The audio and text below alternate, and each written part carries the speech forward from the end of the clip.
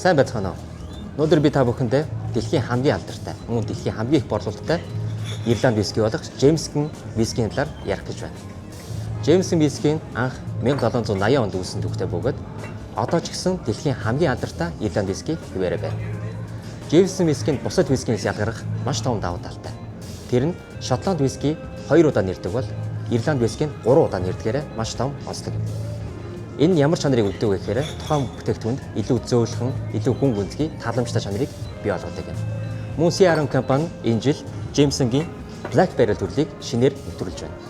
Энэхүү бүтээгдэхүүн Джеймсонгийн Triple Distillery-гээс нэг онцлогтой давуу тал нь юу гэхээр торхны хувьд хоёр өөр төрлийн торхон тасжуулдагаараа онцлогтой.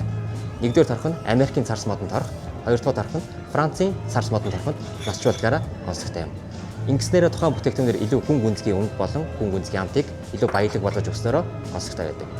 Чанартай бүтээгдэхүүн сонгон эргэлдэг танд баярлалаа.